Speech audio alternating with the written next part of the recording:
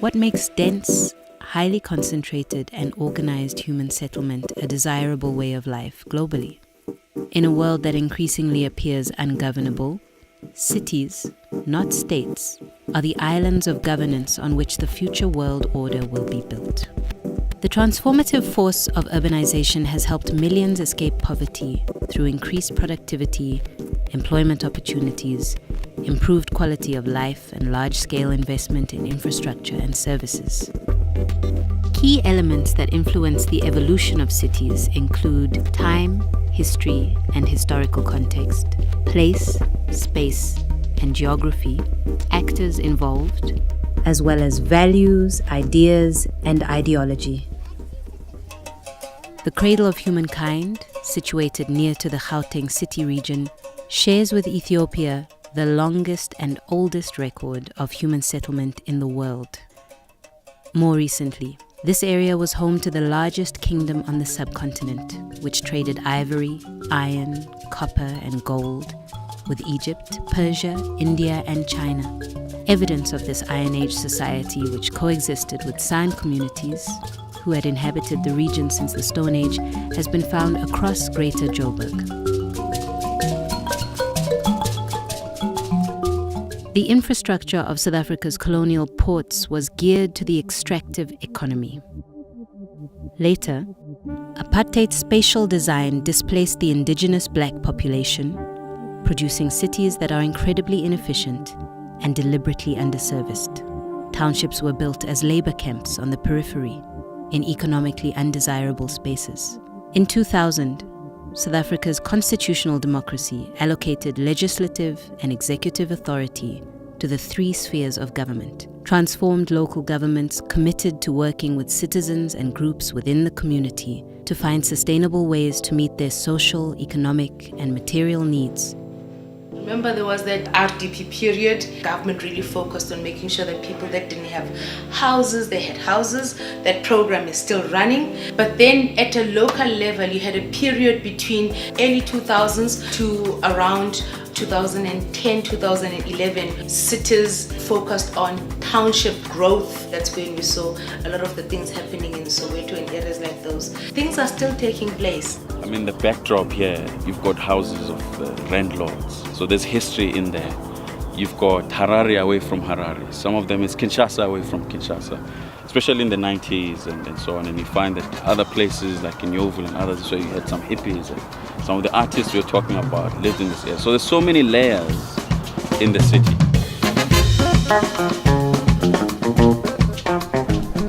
I would like to see young people empower one another, think, be critical, and not always rely on handouts. In like 5 to 10 years' time, if Kenton Park is what it is right now, then I think Kenton Park is Lagos. Because it's going to be busy, it's going to be jamming. Everybody just being happy, man, you know? You not wake up in the morning and all grilled up because now you're going to work a heavy job, you know what I'm saying? The condition we live in township is not good. We've got a lot of land, man. You know, townships must be at least proper houses, not those RTP houses.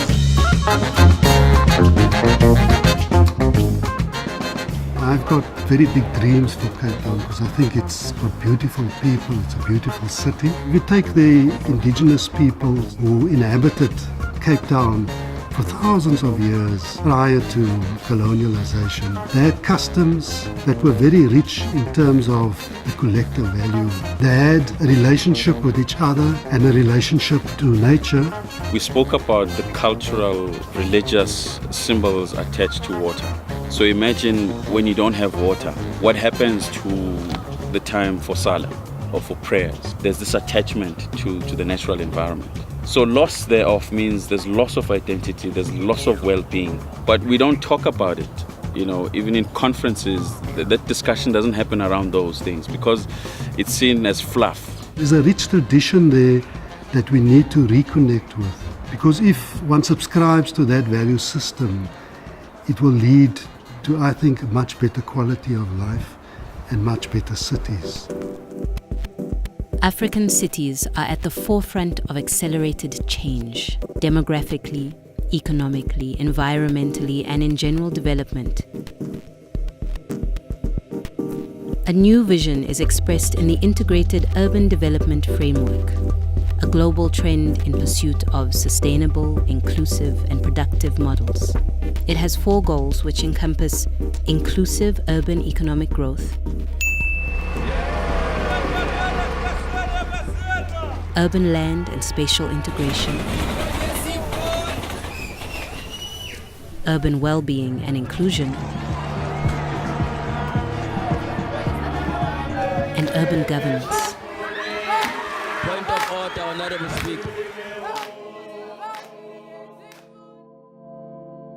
Very crudely, when we talk about livability, it's about, is the area functioning? Am I, as a person that is in that particular space, am I not feeling like I'm a forgotten user? Cape Town does need to be more inclusive, to make people feel that they don't have to break their backs in order to belong. The time has come and gone for us to just want to do it in the township and to remain separate. This is the time for integration. Let's own whatever piece of the city we can so that there is longevity for Black people in the city itself. The defining attribute of making a sustainable city is systems thinking. So you'd include the social elements in there, the ecological or environmental issues in there, and the economic issues will be part and parcel of that. In balance, all of those 3 are equally important. So when the market started in 1996, Long Street itself was quite dead in terms of business and business activity. The impact was that it did develop a strong sense of tourism in the space. So Long Street became a tourist zone. It created an opportunity for Black small business entrepreneurs and creatives and artists to feel that they belonged to a hub.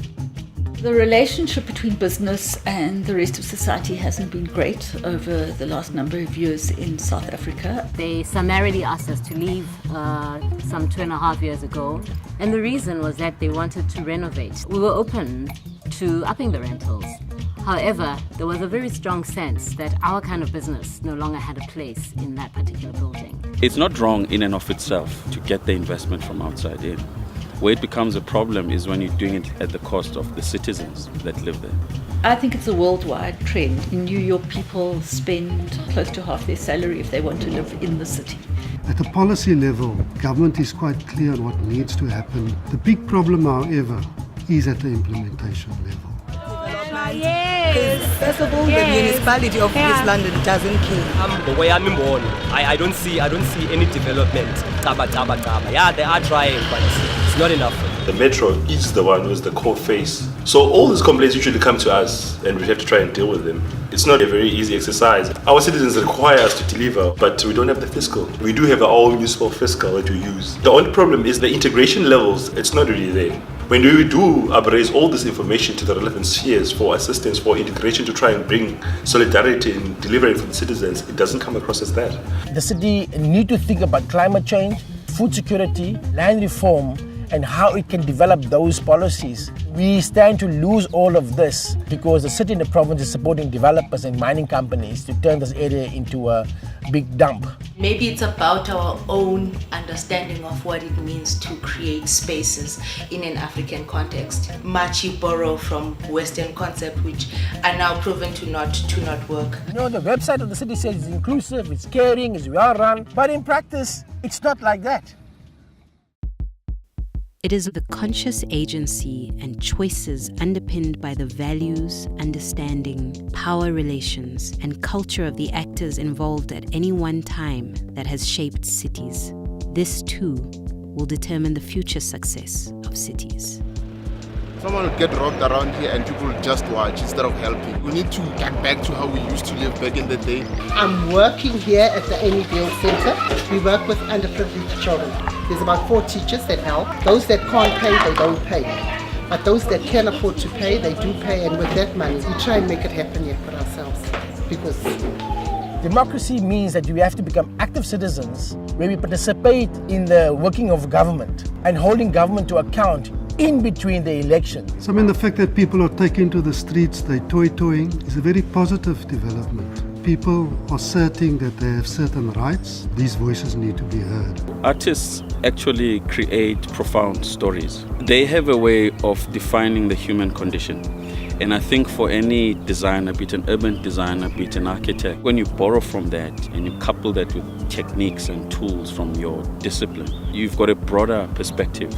I think one of the key aspects of any developmental project is the engagement that the city has with all of the stakeholders. And all of the stakeholders certainly include citizens. Transnet owns the waterfront, but of course us as government, us as the metro, we through our authority over planning and land use management have a significant role to play on how such a development would then pan out.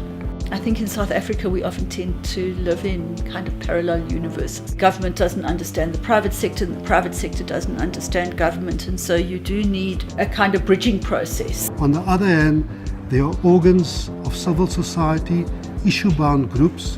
One cannot merely depend on your parliamentary system to deliver on your needs. There's this stewardship that happens and activism that happens. But I think when everyone knows where and agrees to the vision, so the different ways to get there are secondary. And then there needs to be an agreement of where that is. So unless all those things are in place, achieving the city which is safe, inclusive, resilient and sustainable is going to remain a pipe dream. What will our cities look like in 2050? How do we undo the legacy structures of the past while reinventing for the future?